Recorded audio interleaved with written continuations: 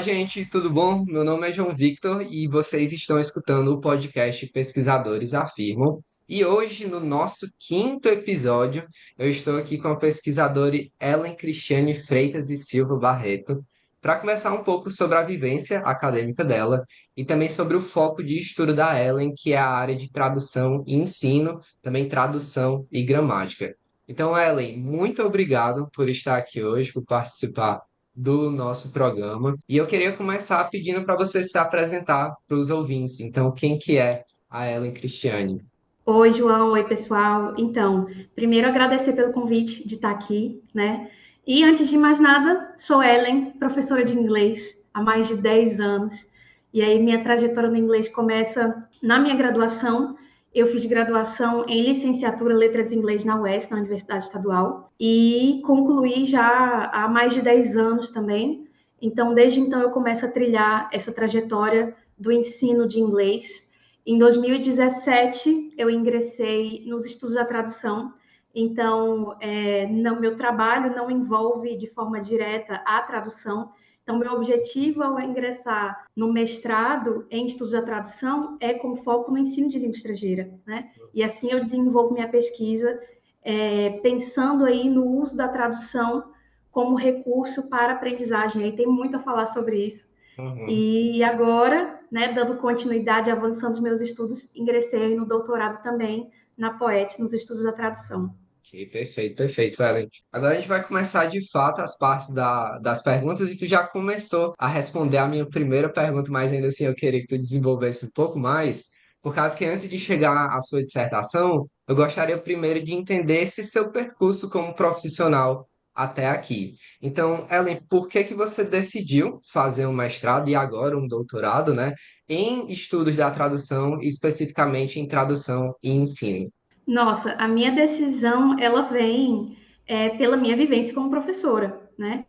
Então, eu nunca tinha pensado de forma clara em ingressar no mestrado, mas na minha vivência enquanto professora de inglês, eu comecei a perceber coisas. Como, por exemplo, eu comecei a perceber, a gente é ensinado, sim, eu fui ensinada, você não pode usar português, língua materna em sala de aula, você não pode traduzir. Eu fui ensinada assim, né? Na universidade, para me formar como professora de inglês, me disseram que era assim que eu tinha que ensinar, língua estrangeira, 100% do tempo. E nas minhas vivências enquanto professora, eu via um extremo desafio, não só meu, mas do aluno. E a longo prazo, muitos alunos se desestimulavam pela dificuldade de compreensão, pela dificuldade de retenção do conteúdo. E aí o ápice, para mim, foi quando eu fazia as explicações gramaticais. Eu gosto muito de usar o exemplo do can. Eu fazia as explicações gramaticais e eu explicava. Can é usado para falar de habilidades, né? Porque se você joga lá no dicionário, can vai dizer que é o verbo poder. Então, o aluno Uhum. ele entende que é o verbo poder e ele vai usar como verbo poder. Porém, como verbo modal que é, ele também é Uhum. usado para falar de habilidades. E aí você faz uma explicação intralinguística, né? Inglês, dizendo, Uhum. olha, você usa o can para habilidades. Entenderam? E todos dizem o quê? Sim, Sim. entendemos. E aí aquelas atividades, né, de completar, tudo Uhum. perfeito. Eles faziam perfeitamente. Porém, quando eu pedia para eles realizarem uma produção textual ou um discurso, Uhum. era como se eles não tivessem visto nada daquilo que eu falei. E eles Uhum. partiam da língua materna para produzir o seu discurso. Então, ao invés de usar o can para falar de eu sei dirigir, né, I can drive, eles usavam know, I know drive. Uhum. E eu falei, mas eles disseram que entenderam, como que é isso? E aí Sim. começou a me vir uma inquietação de isso aqui não está funcionando, isso aqui não está Uhum. funcionando. Então eles estão partindo da língua materna. E aí eu comecei a investigar, isso me intrigou. Até Uhum. que eu percebi, eu descobri que tinha aberto a Poet, e eu falei, gente, esse é o caminho. Eu vou investigar mais sobre isso. Ainda quando eu estava na graduação, eu fiz duas disciplinas optativas no pessoal da tradução, né? No bacharelado. Quando eu cheguei lá, eu vi um outro universo. Eu falei assim, gente, que universo é esse que eu desconheço? E uma das coisas que foi falada, eu me lembro da professora Vera Lúcia, que é uma super referência na área da tradução na UES. E aí ela falou assim: olha, professor fica tentando plantar bananeira em sala de aula, ao invés de usar a língua materna, eu falei assim, gente, o que é esse povo? E todo mundo ria. Falei assim, gente, o Uhum. que esse povo está falando aqui que lá na licenciatura ninguém está falando? Sim. Que universo é esse? Eu falei, opa, tem gente que está estudando algo que lá de onde eu venho ninguém está falando. Então, quando eu Uhum. vejo que surge a pós-graduação da Poética, que é uma pós-graduação recente, né? Eu falo, gente, esse é o caminho, eu quero investigar mais sobre isso, eu quero entender mais sobre isso e entender a partir de que ponto essa tradução pode ser benéfica, uma vez que o objetivo não é voltar para o primeiro método já existente, que é o Uhum. método gramática-tradução. Então, esse não é o caminho. Voltar não Uhum. é o caminho, né? Mas como é que isso se insere nesse novo cenário de ensino de língua estrangeira? Então, isso foi o que me motivou, assim, a ingressar no campo da pesquisa. Uhum, perfeito. Essa sua fala é muito incrível, dá para ver a empolgação que você tem com o assunto em si. E você já falou, Ellen, sobre várias coisas que eu quero que a gente desenvolva um pouco mais. E uma das últimas coisas que tu falou agora foi em relação à metodologia, de método. E essa era uma parte que eu queria voltar um pouquinho para tentar contextualizar para quem está escutando a gente. Por causa que lá no começo da tua dissertação, lá na parte da introdução, você apresenta brevemente alguma dessas metodologias, então você fala da metodologia tradicional, abordagem comunicativa, etc. E eu queria entender de você como que essas metodologias elas lidavam ou não com a tradução. Então, como que a tradução se insere nessas metodologias? A gente começa, a primeira metodologia que se tem notícia na história se chama método gramática tradução. E é um método que era utilizado para aprender línguas clássicas, né, como o grego, o latim. Inclusive, nós, quando passamos ali pela graduação, a gente faz uma disciplina de latim, é essa Uhum, metodologia que a gente passa. Então, a gente não aprende a falar latim, a gente fica ali no processo de tradução de texto, né, de uma língua uhum, para outra. Então, isso é o método gramática tradução. Só que, como a gente bem sabe, esse tipo de método de tradução de textos apenas e focado na gramática, ele não desenvolve a comunicação. Então, essas uhum, pessoas que passaram por esse método, elas sabiam ler e elas sabiam fazer tradução, mas elas não conseguiam se comunicar. Aí a gente entra num período de guerra. Na história da humanidade, a gente chega ali no período de guerras e os soldados precisavam aprender os outros idiomas rapidamente. uhum. Então, pela necessidade humana, pela necessidade social da época, criou-se um novo método chamado audiolingual, que também talvez muitos de nós temos passado, que é um método que fazia muito isso aqui, ó. Uhum. Repetição, Sim, repetição, sim. repetição. Aí você ouviu o áudio assim 10.000 vezes e Aham. repetia. E aí já começa, a partir desse método, já se começa a dizer que não se pode usar a língua materna. A língua materna atrapalha a aprendizagem. Tem que ser só Uhum. língua estrangeira, língua estrangeira, língua estrangeira. E muito daí também vem aquele discurso que a gente ouve até hoje, né, de aprender como uma criança. Porque a Uhum. criança, ela Sim. aprende inserida 100% naquela língua e assim ela aprende. Então, muito desse discurso vem dessas primeiras metodologias, né? Uhum. Então, vem esse método audiolingual, que é muito de ouvir, repetir, mas que a gente costuma dizer também que esse falante ele acaba ficando um pouco preso, ele não consegue desenvolver a sua fala, porque ele não foi pensado para aprender as estruturas, ele foi pensado para ouvir e repetir. Então, ele só consegue reproduzir aquilo que ele ouviu. Aquilo que ele não Uhum. ouviu, ele não reteve, ele não consegue desenvolver a língua. Uhum. E daí a gente tem o método natural, também método de Crashing, também muito, muito focado apenas no uso da língua materna. E o método do Crashing, ele diz o seguinte, você é o comprehensible input. Ele Sim. fala que quanto mais insumo você recebe naquela língua, mais você vai aprender. Que aí é quando a gente fala para o aluno, ó, assiste muita série em inglês, Sim. assiste muita série, assiste muito filme, escuta muita música. Quanto mais conteúdo ele tiver em inglês ou na língua estrangeira, Uhum. mais ele vai aprender. E de fato né? A gente precisa ter muito contato com essa língua estrangeira. Porém, o detalhe é comprehensible. Esse Uhum. input ele precisa ser compreendido pelo aluno. Então, se o aluno é exposto a um insumo enorme de língua estrangeira que ele não entende, consequentemente, ele não vai aprender. Então, esse é o detalhe. Não é só você ser exposto àquela língua estrangeira, é você ser exposto e conseguir compreender. E aí é o desafio de você só inserir aquele aluno na língua estrangeira sem nenhum apoio da língua materna. E eu estou falando aqui de aluno adulto, tá? Não Sim. estou considerando o contexto de crianças, porque realmente é uma outra realidade. Uhum. Mas esse insumo precisa ser compreendido. Então, é um desafio você apresentar colocar esse aluno num cenário de 100% de língua estrangeira se ele não compreende, consequentemente não vai ter aprendizagem. Aí a gente vai para a abordagem comunicativa, que talvez é o mais recente para nós, que se fala, né, abordagem comunicativa, que entende a língua pela perspectiva da comunicação. É onde a gente começa a falar das 4 habilidades, né? Leitura, escrita, fala e escuta. E aí as aulas começam a ser desenvolvidas com o objetivo de desenvolver as 4 habilidades, o que é muito positivo. Porém, ainda nesse cenário, a gramática, ela vem assim, inserida no pacote.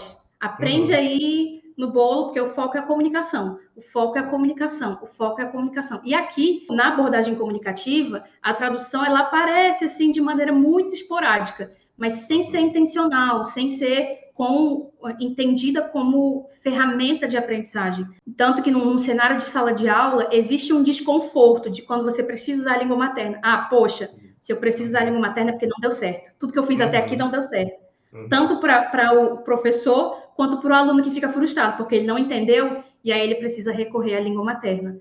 Né? E o cenário atual que a gente está hoje se chama pós-método, que é um cenário mais abrangente, entendendo que a gente vai fazer um mix de abordagens, de metodologias em prol daquilo que é melhor para o meu aluno, entendendo o perfil do meu aluno, entendendo a realidade que eu tenho, as possibilidades que eu tenho na minha sala de aula. Então, eu vou recorrer a diferentes métodos, entendendo esse meu cenário. E aqui, hoje, a gente já tem uma abertura muito maior de utilizar a tradução como ferramenta. E aí eu digo, né?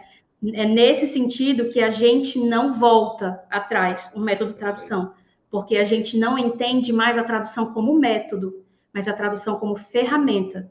Então, dentro daquilo que eu já faço, numa sala de aula onde sim se predomina o uso da língua estrangeira, eu uso a língua materna e uso a tradução como recurso de aprendizagem em momentos específicos e intencionais, né? Então, a gente vai trabalhar a tradução e a gramática nessa perspectiva. Nossa, perfeito. Uma aula aqui, uma aula incrível, excelente panorama histórico. E ela entrando justamente nessa questão de usar a tradução como ferramenta, também entrando nessa questão de esse momento que a gente vive de pós-método, né, que permite o professor maior autonomia, eu queria entrar na ideia de que, obviamente, quando a gente fala de diferentes metodologias, a gente também vai falar de diferentes percepções em relação às ferramentas que o professor pode utilizar e por aí vai. E logo nas primeiras linhas, eu acho que é realmente nas primeiras linhas mesmo da sua dissertação, você menciona que existe uma percepção de que o uso da tradução ele poderia ser de alguma forma prejudicial para a aprendizagem de uma língua, e você traz um contraponto a essa afirmação. Tu já começou a apresentar aqui para a gente esse contraponto, mas eu queria que a gente entrasse nisso para que a pessoa que está escutando a gente conseguisse entender como que o uso da tradução de forma mais pontual, ele pode ser benéfico para o aprendizado de uma língua. Eu acho muito curioso falar sobre isso, porque é como que ainda temos um chão muito grande pela frente. Em novembro a gente estava no Entrade, né? E aí eu conheci 2 monitoras da Universidade Estadual da Bahia e estava conversando com elas sobre a minha pesquisa e elas conversando o que elas desenvolvem. E aí uma delas virou para mim e falou assim: tá, mas e aí, pode ou não pode usar a tradução? E, ao mesmo tempo, nesse mesmo período, a gente teve a Semana de Humanidades, eu ministrei uma oficina sobre o uso da tradução no ensino, onde a gente teve alguns alunos da graduação e a feição deles de surpresa sobre, sério, pode fazer isso? É permitido fazer isso? Então, é muito curioso pensar que ainda temos um chão muito grande para alcançar, porque já temos muitas pesquisas consolidadas, mas essas pesquisas ainda chegam muito pouco para os nossos professores, né? Então, quando a gente fala sobre que benefícios são esses da tradução no ensino e do recurso do uso da língua materna, o primeiro e principal é a consciência linguística e reflexões metalinguísticas, língua pela língua. Então, o que acontece? Quando eu digo para esse aluno, vamos supor, que no inglês a gente usa verbo auxiliar, né? Coisa que nós não temos no português. Então, ou que para fazer pergunta com o verbo to be vem para frente. A estrutura muda completamente, né? Então, se você faz uma explicação de gramática, esse aluno ele diz que entende. Mas quando ele realmente vai fazer ali, e para além das minhas experiências, Ur, que é um outro pesquisador da área da gramática, fala sobre isso. Isso é uma experiência muito comum entre professores de inglês. Né? Na hora que esse aluno vai produzir, ele parte da língua materna para isso. Então, nossa proposta é o quê? Uma vez que, de forma natural, esse aluno adulto vai recorrer à sua língua materna, a gente precisa usar isso a favor do aluno. A gente tem o conceito de tradução pedagógica, que Hurtado Albi fala muito sobre isso. Ela fala de uma tradução internalizada. Então, é ótimo. Quando você está ali, sala iniciante de inglês, aí você fala assim, não vou falar nada de português. Né? Você jura que não está tendo nenhuma tradução, mas aquele aluno está traduzindo tudo na cabeça dele. Absolutamente tudo. Exatamente. E aí, o que acontece? O risco disso, né? Você fala assim, aí, entendeu? Ele fala, entendeu. Você não sabe o que foi que ele entendeu. Ele acha que entendeu e você acha que ele entendeu. Então, talvez ele esteja fazendo implicações inadequadas. E isso vai gerar fossilização. Ou seja, aquele aluno vai aprender uma estrutura inadequada, porque não houve checagem. Você não checou. Então, esse é um ponto. A tradução, ela vem para verificar a aprendizagem desse aluno. E segundo ponto, sobre essas reflexões metalinguísticas.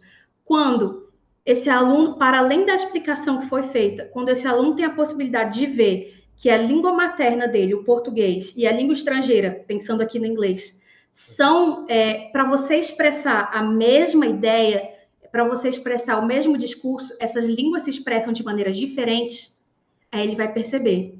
Então, para além daquilo que eu falo, quando ele vê, nossa, realmente é diferente. É diferente. Para eu dizer, eu sei dirigir, eu vou usar I can drive. E aí, quando ele vê isso na frente dele, ele começa a entender, essas línguas funcionam de formas diferentes. Então, para eu dizer isso daqui, é isso daqui que eu vou usar. Entende? Então, isso começa a gerar reflexões nesse aluno e percepção de lacunas. Então, quando esse aluno passa por uma atividade de tradução de texto, por exemplo, ele vai começar a perceber quais são as lacunas de aprendizagem que ele tem. Eu não sei como é que eu falo isso. Como é que eu falo isso? Eu preciso aprender isso. Essa estrutura que eu não sei como é que eu falo isso. Que estrutura que eu uso aqui? Então, isso vai gerando autonomia no próprio aluno, autonomia no processo de aprendizagem, porque ele vai percebendo diferenças entre inglês e português e ele vai percebendo as lacunas que precisam ser preenchidas. Então, isso vai gerando também autonomia no aluno, né? Perfeito, perfeito. Nossa, eu tô esquecendo que eu tô entrevistando, tô só assistindo a aula, assim, perfeito. Então, Ellen, encaminhando para outra parte, mas ainda falando dessa relação de benefício que pode ter do uso da tradução em sala de aula. Por causa que eu queria que tu comentasse mais em relação a um aspecto em específico que eu vi lá na sua dissertação, que eu acho pessoalmente interessante, por causa que você menciona da questão dos exercícios de tradução e como eles podem auxiliar na conscientização de aspectos culturais da língua estrangeira. Porque, obviamente, quando a gente está estudando uma língua estrangeira, não é só o vocabulário, não é só a gramática, é também entender que é uma cultura diferente. Então, como é que você acha, nesse caso em específico, que a tradução ela pode conscientizar o aluno em relação à cultura da língua estudada? Um ponto muito importante da gente pensar sobre essas atividades de tradução é que elas são extremamente intencionais. Então, pensar a tradução no ensino de línguas não é você pegar uma frase e dizer para o aluno, traduz aí a frase. Né? Isso não é entender de forma intencional a tradução como ferramenta de aprendizagem. Inclusive, eu me lembro que alguns anos atrás eu dava aula num curso de línguas e eles tinham essa perspectiva de um ensino tradicional e um ensino mais rápido. Se você quiser aprender inglês em um ano, a gente tem aqui uma outra estratégia. E era uma apostila própria e era um estudo completamente baseado em tradução. E era isso, assim, a apostila era só frases. E aí, do português para o inglês, e embaixo de inglês para português. Então, você tira completamente de contexto. Então, jogar frases aleatórias para esse aluno traduzir não é aquilo que nós entendemos como um modelo de recurso de tradução benéfico para a aprendizagem. Não é isso. Tirar essa tradução de contexto. Então, a primeira coisa de entender a tradução na perspectiva cultural, ela precisa estar inserida e ter um contexto. E o aluno precisa ter essa visão do todo. Um dos caminhos muito legais para a gente trabalhar essa tradução em contexto são, por exemplo, propagandas. Porque a gente traz toda uma perspectiva cultural Por exemplo, se você pensa aí no slogan do Guaraná, ele fala assim, Uhum, é coisa nossa. uhum, Então, esse aluno ele pode jogar no Google Tradutor. Vai vir uma coisa interessante? Não vai. Isso é sim, uma coisa que as ferramentas de tradução não alcançam. Elemento cultural. Esse aluno vai precisar pensar, né? uhum, Como é que você colocaria coisa nossa em inglês para uma pessoa estrangeira compreender? Então, esse aluno vai ter que pensar, vai ter que refletir, vai ter que pensar na mensagem que eu quero transmitir, na ideia por trás do Guaraná, então, uhum, isso é pensar a língua em contexto, isso é pensar em elementos culturais. E é tão importante a gente falar sobre isso, João, porque num cenário atual, em que para o aluno tudo se resolve com tradução automática, é uhum, você mostrar para ele que não, que de fato perfeito. a tradução automática não alcança o nível cultural. E é preciso você de fato pensar que a sociedade em que você vive é diferente da sociedade em que outro país vive, né? E trazer atividades como essa, que inclusive quando a gente fala sobre atividades que envolvem séries, que envolvem filmes, tem um alto teor cultural e Isso. mostra para esse aluno que ele precisa pensar. Olha só como esse grupo de pessoas se comporta. Olha só como esse grupo de pessoas interage. Como que você traduziria essa gíria para o português?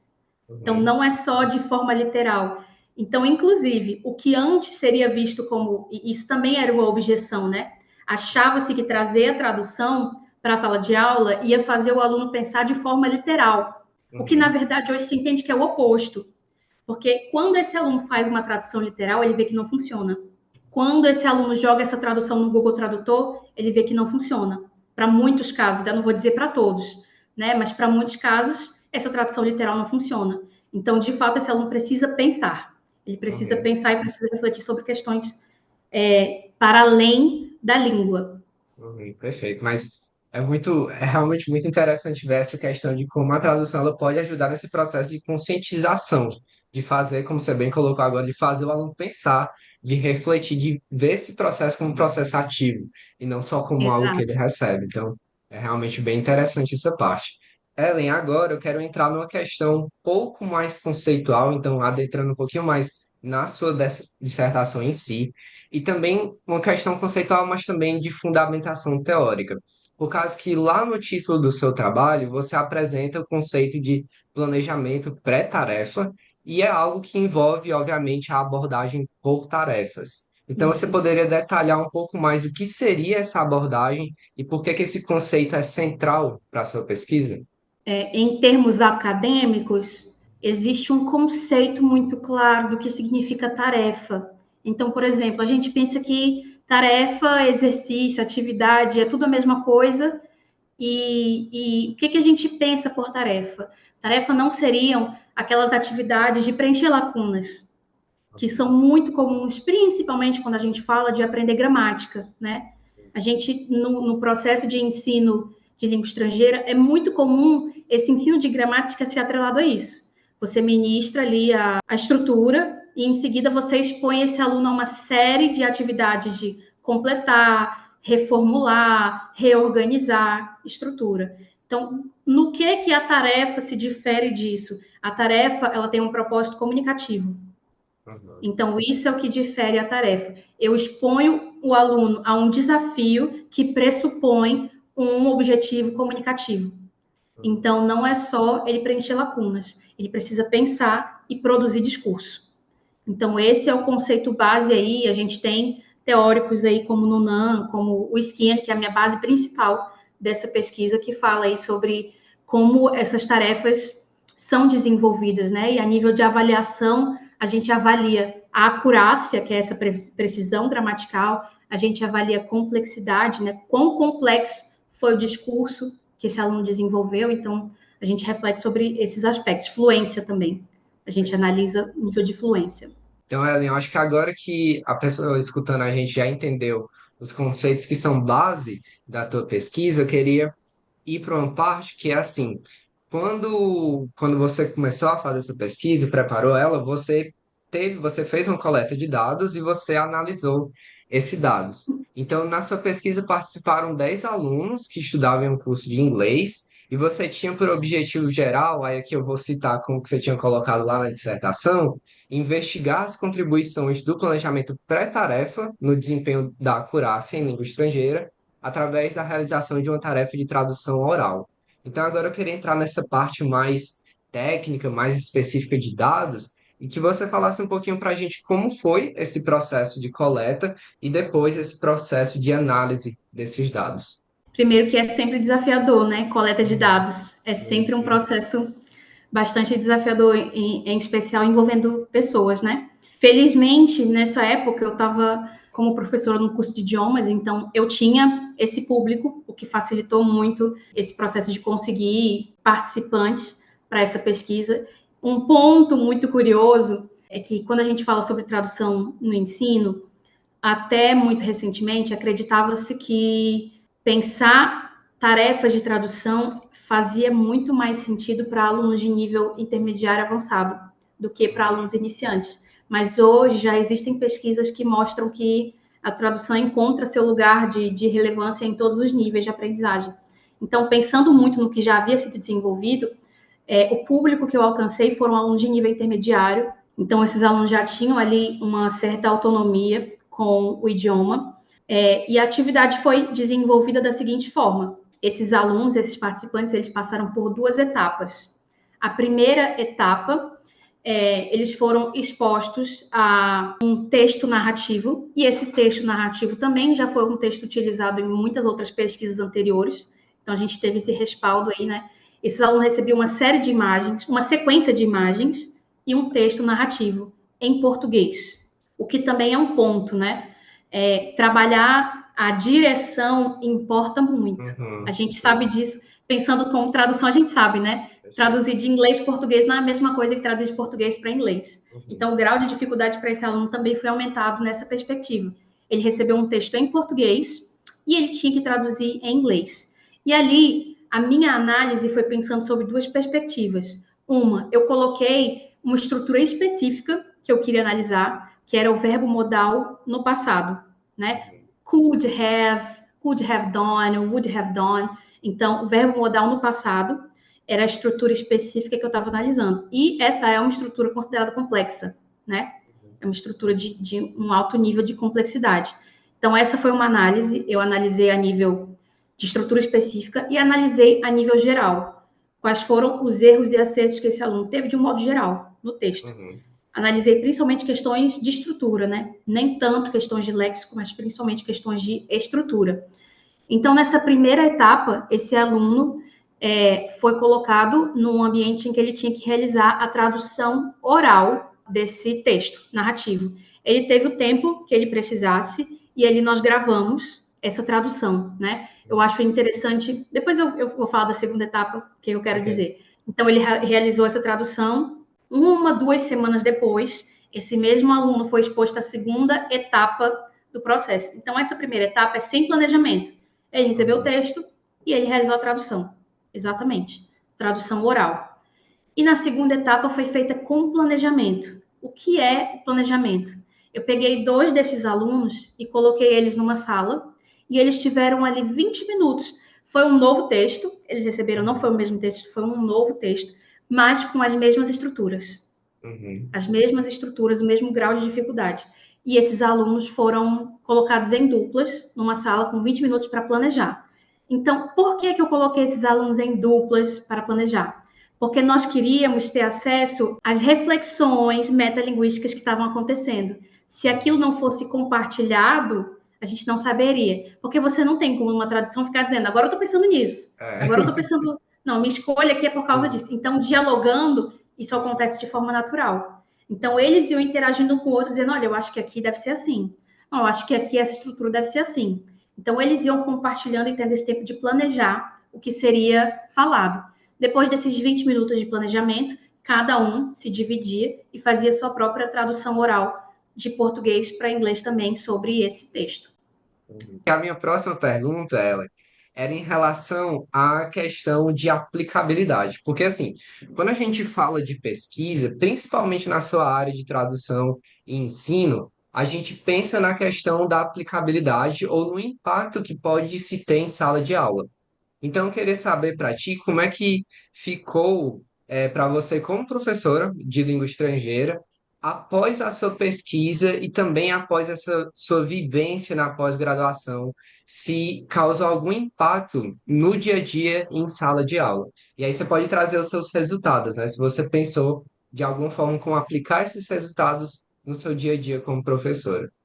Na minha pesquisa, a gente utilizou dados quali-quantitativos, né? Uhum. Então, eu falo que uma das coisas mais preciosas da tradução no ensino não é o resultado, não é a qualidade dessa tradução. Ah, a tradução ficou boa, a tradução não ficou boa. Não é esse o objetivo. O objetivo é o processo, é o que vai gerando no aluno. Assim, esse é o objetivo da tradução no ensino, é o Uhum. processo e não o resultado. Para a pesquisa, a gente precisou de fato verificar a tradução para fins de contabilizar ali e entender a relevância de fato, né? O quanto Uhum. isso teve impacto positivo ou não. E assim, a gente teve resultados positivos, né? Uma das limitações da minha pesquisa é que ela não passou por dados estatísticos, então essa é uma limitação que nós tivemos, né? Então é uma pesquisa que precisa ser expandida, mas os resultados foram positivos. A gente viu ganhos nesses alunos, né? No ganhos tanto da importância da tradução como do planejamento pré-tarefa. É importante esse momento de pré-tarefa para gerar essa reflexão no aluno. Na minha pesquisa, a gente não analisou os áudios que foram feitos desse processo, né? Isso dá uma outra pesquisa. Uhum. Mas os resultados mostram que essas reflexões proporcionaram ganhos para esse aluno. Uhum. Então, e como eu digo, aí está a preciosidade da tradução no ensino. E aí você fala assim, ah, mas na vida real, esse aluno não vai ter tempo para pensar, não vai ter tempo para ficar refletindo sobre. De fato, não vai. Mas nós estamos Uhum. pensando aqui numa estratégia pedagógica, né? Sim. Então, isso aqui é o objetivo pedagógico, é recurso de aprendizagem e por isso, Uhum. portanto, muito válido. Então, quando eu penso nas minhas práticas de ensino, muita coisa mudou, muita coisa avançou mesmo. E até de entender em que momento da minha sala de aula entra a tradução. Nossa, Uhum. aqui a tradução pode ser muito boa, né? E pensar, porque como eu disse, quando eu começo essa pesquisa, eu entendo que a tradução ela pode ser útil, mas lá atrás eu acreditava que talvez fosse jogar uma frase para um aluno e pronto. E hoje Uhum. em dia eu entendo que é preciso apresentar esse aluno, expor esse aluno a um contexto, expor esse aluno a reflexões, a checagem, né? Tudo isso Uhum. que a tradução faz. Então, quando eu desenvolvo essa pesquisa, eu não só tenho essa como uma ferramenta, que é expor esse aluno a uma tradução de texto narrativo, mas eu compreendo hoje que existe uma infinidade de possibilidades de trabalhar a tradução em sala de aula de forma intencional para diferentes níveis de aprendizagem. Então, a forma como eu vou trabalhar a tradução para um aluno iniciante não é a mesma forma que eu vou trabalhar a tradução para um aluno mais avançado. E eu tenho níveis do que eu quero trabalhar. Então, na minha pesquisa, eu trabalhei a gramática, mas um grandíssimo potencial da tradução é trabalhar léxico, é trabalhar Uhum. vocabulário. Então, isso também é um outro caminho. E a depender do caminho que eu quero trabalhar, eu vou desenvolver uma atividade específica, uma tarefa específica na minha pesquisa, e esse foi um ponto, né? Uma das descobertas que nós tivemos, que bate com os achados de Skinner sobre tarefa, que por causa do grau de complexidade, esse aluno teve um baixo rendimento na forma. Uhum. Aliás, ele teve um baixo rendimento na fluência.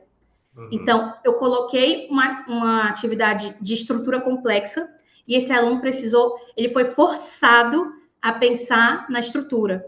Então, a gente sabe que nós, enquanto seres humanos, temos recursos de atenção limitado, né? Eu não Uhum. consigo distribuir o mesmo grau de atenção alto para tudo.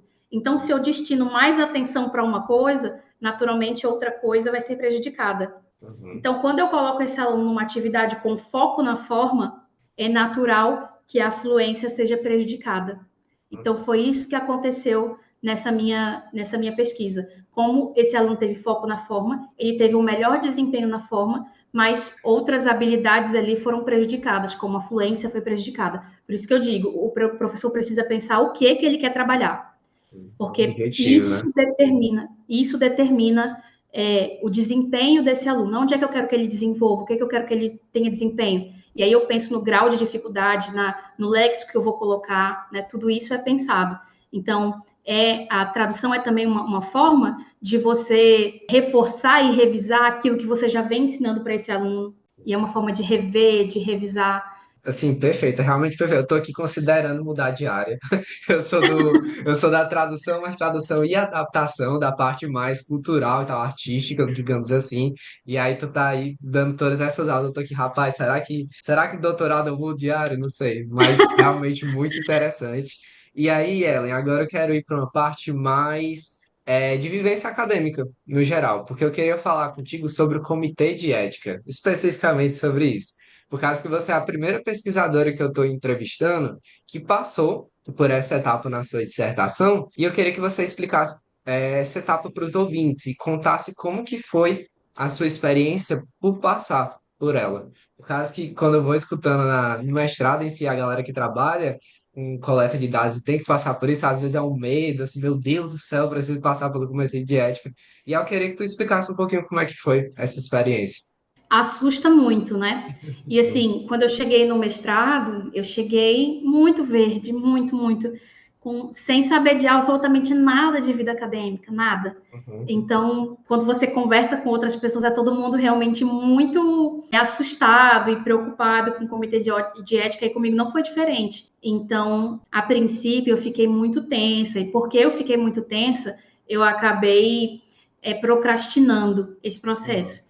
E, na verdade, ele não é um processo difícil, ele é um processo chato, né? Uhum. Não é que seja difícil, ele é um processo burocrático.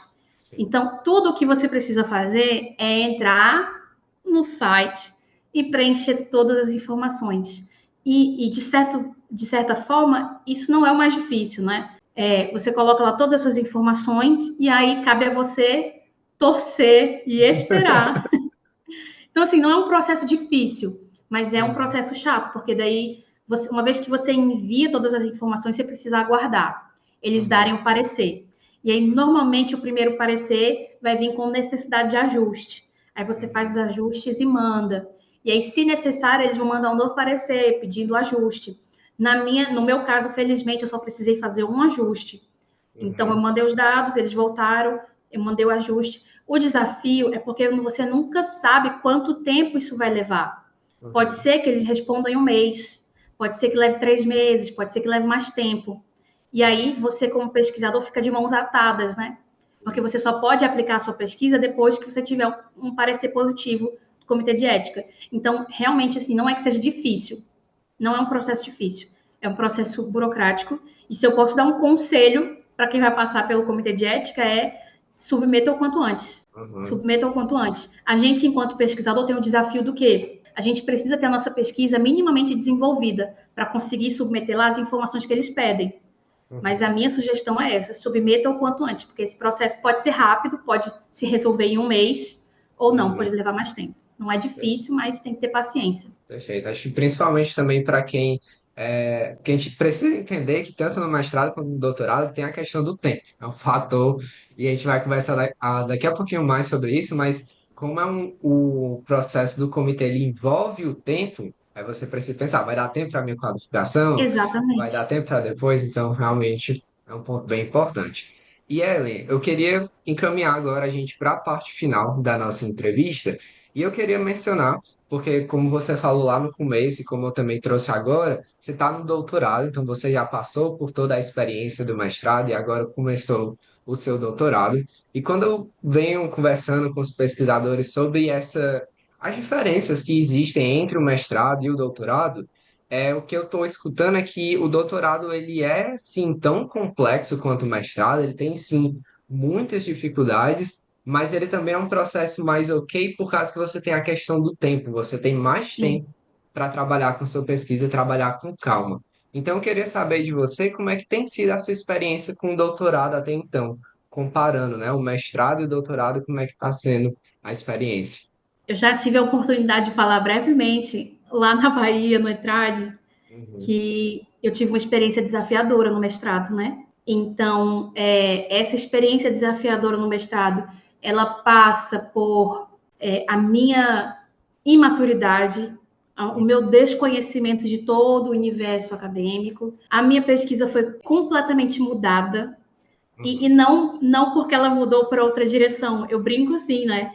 Eu tinha uma ideia, eu tinha um Uhum. projeto. Eu digo no meu primeiro dia de aula, que era a disciplina de tradução no ensino de línguas. Na minha primeira aula, eu vi tanta teoria ali que eu falei, gente, essas teorias desmontam tudo que eu coloquei no meu projeto. Uhum. E aí eu fiquei desesperada, eu falei, vou ter que mudar tudo, vou ter que mudar tudo. E eu me lembro que teve um professor maravilhoso, o professor Lambert, era um professor visitante. Cara, o Uhum. cara é um dos fundadores da área dos estudos da tradução. E ele virou para mim e disse assim: Você vai desistir tão fácil? E eu falei assim: Meu Aí. Deus! E eu falei: Mas eu pensava assim, né? Quem sou eu como mestranda, né? Quem sou eu Uhum. para colocar alguma coisa? Então, foi um processo, e como eu desconhecia do que envolvia o universo acadêmico, ele é um processo de muito desgaste emocional também, né? Você ter que escrever, você ter que. É um processo que realmente gasta a gente emocionalmente. Então, tudo isso me deu uma experiência muito desafiadora no mestrado, ao ponto que quando eu concluí, eu pensei, cara, eu acho que eu vou parar por aqui. Uhum. Eu acho que eu vou parar por aqui, porque eu não sei se 2 anos foi assim, acho que 4, não sei se eu tô É, viva foi em pressão 4 anos. demais, trauma demais, tá bom, né? Exatamente. E na época não existia doutorado na Poet, né? E aí, quando foi ano Uhum. passado, abriu o doutorado. E Uhum. quando abriu o doutorado, eu falei assim, gente, se isso não é um aviso Sinal. divino, exatamente. Então eu ingressei, obviamente, né, eu concluí o meu mestrado em 2019. Então eu tive um bom tempo ali para digerir, acalmar, absorver. E aí, quando eu chego no doutorado, eu chego com muitas preocupações do que Uhum. virá. A minha vaga ela foi remanejada, então eu fui para uma orientadora que era uma vertente muito diferente também do meu Uhum. projeto. E aí Uhum. eu comecei a ver o que eu poderia fazer para me adaptar à área dela. E foi extremamente desafiador, João, porque eu falei assim, gente, eu acho que eu não vou aguentar 4 anos de uma pesquisa que não tem nada a ver comigo. Uhum. Então, eu passei pelo processo de mudança de orientador e foi um processo que me pareceu tenso, não pela Uhum. Poete, porque a Poete e o Kelvis, meu Deus, eles são extremamente amáveis e acolhedores, enfim, toda a Poete. Então, felizmente, eu enveredei para uma direção que envolve tradução pedagógica, numa perspectiva que muito me interessa, né? Com a professora Diana, e eu digo a você que nesse primeiro ano que se passou aí de doutorado, eu estou ressignificando a vida acadêmica. Estou Uhum. vivendo assim um universo que eu não achei que fosse possível. Um grau de satisfação, de aprendizagem, de troca de experiências com outras pessoas. Então, estou tendo a oportunidade de viver de fato uma nova experiência. E aí, esse primeiro ano do doutorado, diferente do que de fato foi o mestrado, eu tenho buscado também fazer aquilo que eu não fiz, desenvolver publicações, participar de Uhum. eventos, fazer as disciplinas. Então, fazer muito disso, né? Fazer Uhum. muito disso aí nesse primeiro ano para, em seguida, começar a desenvolver a pesquisa. Então, de fato, essa questão do tempo é uma diferença muito grande, porque eu estou tendo a oportunidade de, com calma, fazer tudo isso, né? Para só em seguida desenvolver ali a minha pesquisa. Então, está sendo uma experiência muito feliz. E eu sei também que isso é porque agora eu já sei como as coisas funcionam, né? Sim, Não fui pega sim. de surpresa. Agora eu já sei como tudo funciona e já vou indo num outro ritmo. Ótimo, ótimo. Mas é realmente muito satisfatório também ver, porque assim, a gente não pode, eu tô tentando mostrar isso para as pessoas que estão escutando o podcast, também vendo o vídeo no YouTube, que o processo de fazer um mestrado, o processo de fazer um doutorado, ele é muito interessante, ele é muito benéfico, mas ele também é muito desafiador. Então a gente precisa ter noção desse desafio que a gente vai enfrentar. Então, é muito massa, eu vou usar a palavra informal aqui, mas é muito massa, é muito interessante escutar você falando isso sobre, ok, foi uma fase difícil, foi um processo complicado, mas agora eu cheguei no doutorado, eu sei melhor como funciona, eu sei melhor como as coisas são, eu posso explorar outras áreas, então é muito interessante mesmo escutar você falando sobre isso, ela. Então, mais uma vez, obrigado. E Ellen, agora, para encaminhar para o encerramento de fato, eu quero que você pense que tem uma pessoa durante todo esse programa aqui escutando a gente que está interessado no mestrado, que está interessado no doutorado e essa pessoa ela quer entrar na pós-graduação. Eu queria que você desse uma palavra de conselho. Você já deu várias aqui durante o programa inteiro, tenho certeza, mas eu queria que você pontuasse mais um conselho assim para ajudar essas pessoas. Também, recentemente, uma aluna da graduação chegou para mim falando que achava muito massa essa questão da pós-graduação, do estudo da tradução. E aí eu virei para ela e falei assim, por que você não tenta? Né? Uhum, Vamos para... Aí ela, não, mas eu sei muito pouco, eu ainda não estou preparada. Ela foi essa uhum. palavra que ela usou, eu ainda não estou preparada. E aí eu ri e eu falei, ninguém tá. Ninguém tá. Ninguém tá preparado. Vai, só vai. Eu acho que esse é o sentimento que permeia para todos os graduados, né? Todo mundo que está pensando em entrar na pós-graduação. Por quê? Eu não sei exatamente como é que está o cenário hoje, mas creio que não esteja muito diferente. Na graduação, a gente é pouquíssimo preparado para pensar na pós-graduação, mestrado, doutorado. A Uhum, gente é pouco preparado para isso. A gente é pouco ensinado sobre produção acadêmica, sobre participação de eventos, sobre pesquisa. A gente uhum, fala muito pouco, principalmente na licenciatura, que nem um TCC a gente faz. Então, uhum, assim, é, a gente é pouquíssimo preparado e pouquíssimo instruído para isso. E aí isso gera um medo muito grande no, no, nos alunos na tentativa de entrar no mestrado. Pensa que não vai conseguir, que não está preparado. Então, a sugestão que eu dou é vai com medo mesmo. uhum, Vai, só vai. Né? É claro que se eu posso dar um conselho que me ajudaria lá atrás, era ter buscado mais informação. Ter uhum, buscado mais informação dos estudantes, das pessoas que estão na pós-graduação, conhecer melhor os professores, perguntar mais. uhum. Perguntar mais, sabe? Mas eu acho que o melhor conselho que eu posso dar é só vai. E vai com medo mesmo, porque a gente sempre vai sentir insegurança e achar que não está preparado, mas a gente vai aprendendo no caminho. A gente vai aprendendo no caminho mesmo, e é um mundo de descobertas, assim, a pós-graduação é um mundo de descobertas, né? Então, se você que está nos escutando aí tem interesse de seguir a vida acadêmica, pense em ser professor universitário, só vai que esse é o caminho, e é isso. Perfeito, perfeito. Ellen, com isso a gente encerra a nossa entrevista de hoje. Mais uma vez, muito, muito obrigado pela sua participação. Todas as entrevistas eu estou falando, cara, são mini aulas que a gente tem, mini aulas sobre a área da pessoa, mini aulas sobre a vivência acadêmica, com você não foi diferente. Eu aprendi muito, então muito obrigado por essa conversa que a gente teve. Para quem está escutando a gente e quiser conhecer um pouco mais do trabalho da Ellen como pesquisadora, na descrição eu vou colocar tanto o link para o Lattes e também para a dissertação. Então, se você se interessou pelo que a gente conversou aqui, depois você pode dar uma olhada e ver a dissertação da Ellen. E no mais é isso. Então, quem está escutando até agora, muito obrigado por ter escutado. Eu espero encontrar vocês também nos próximos episódios. Então é isso por hoje. Tchau, tchau.